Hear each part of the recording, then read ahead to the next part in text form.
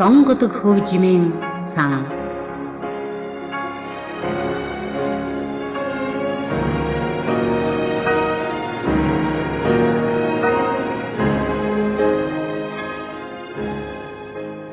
Сайн байцгаана уу эрхэм сонсогчдоо. Сонгодог хөгжмийн сан нэвтрүүлгийн энэ дугаараар Америкийн жаз хөгжимчин, хөгжмийн зохиолч Чарли Паркерийн амьдрал, уран бүтээлийн тухай цуврал нэвтрүүлгийн эхний хэсгийг хүрэхээр бэлтгэлээ.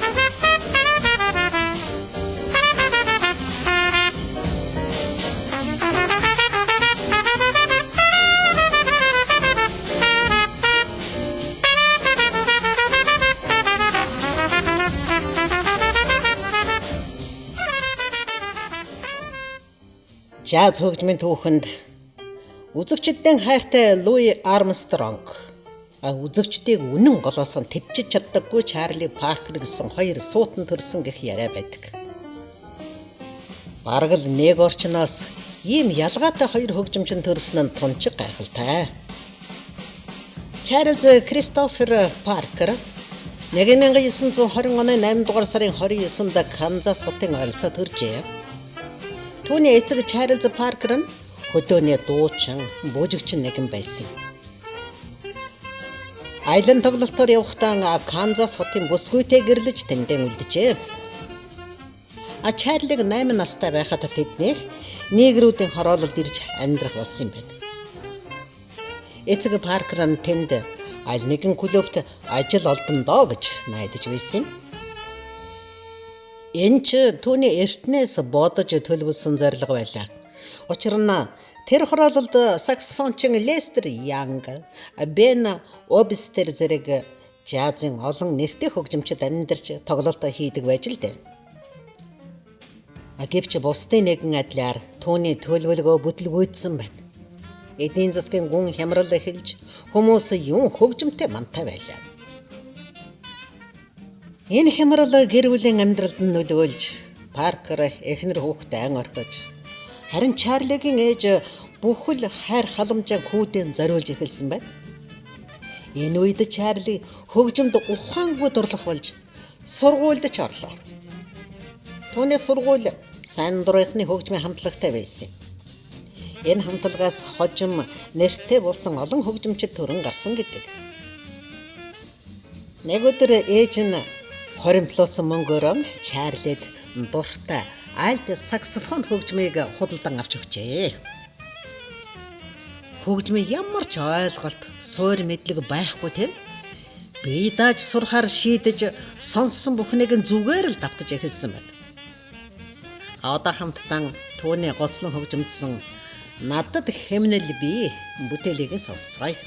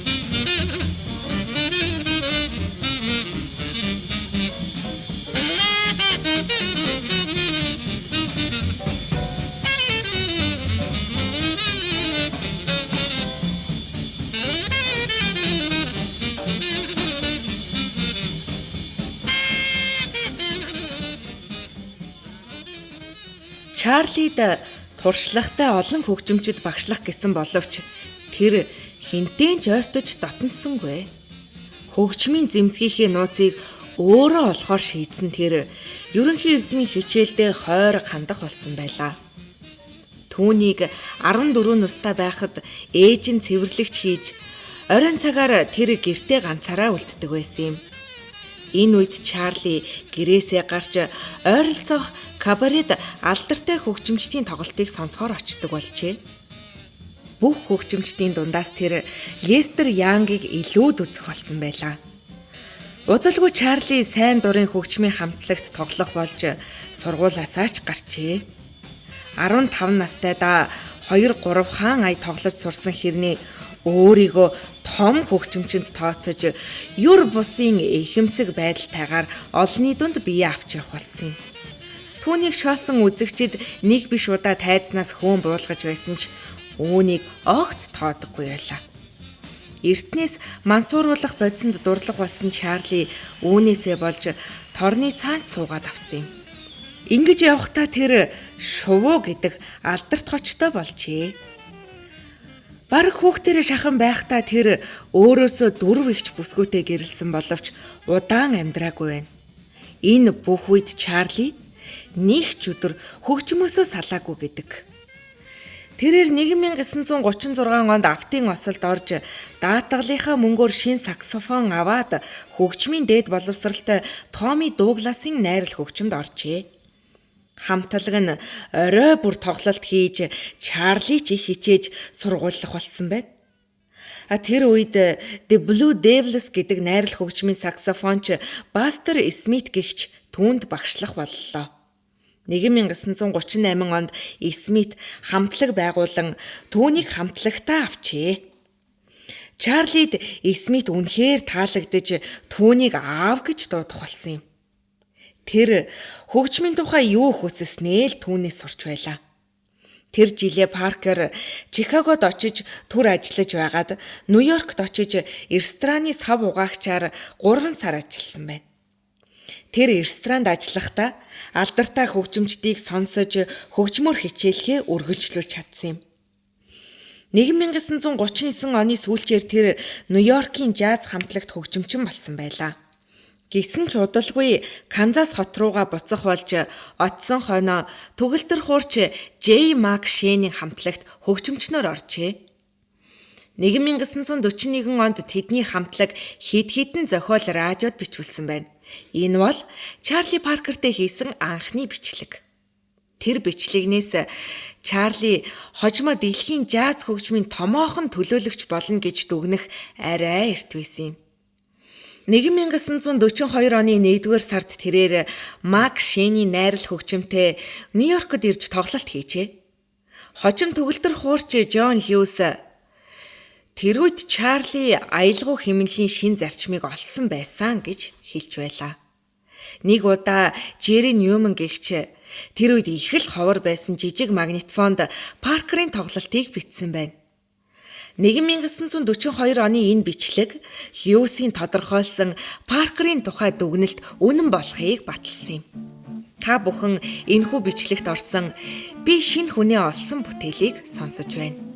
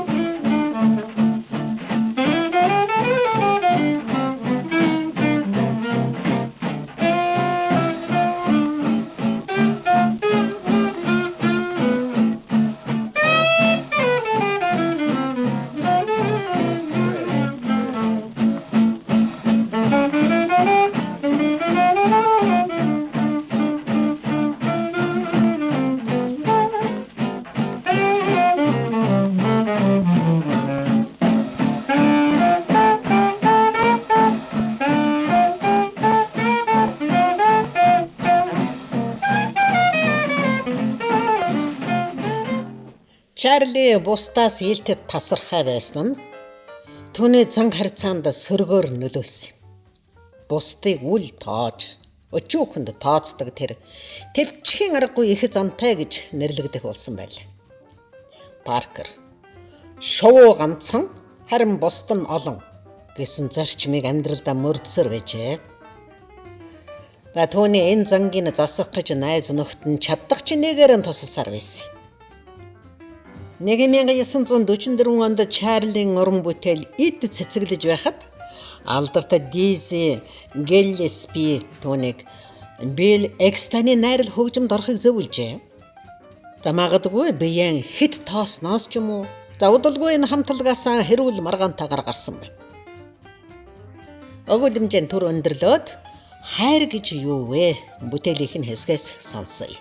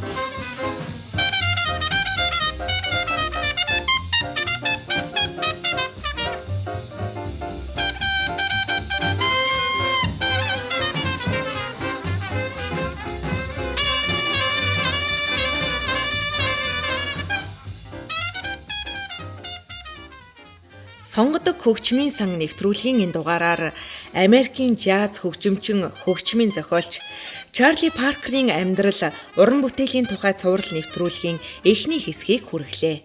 Нэвтрүүлгийн редактор Солонго, найруулагч Саран Туяа, нэвтрүүлэгч Билгээ.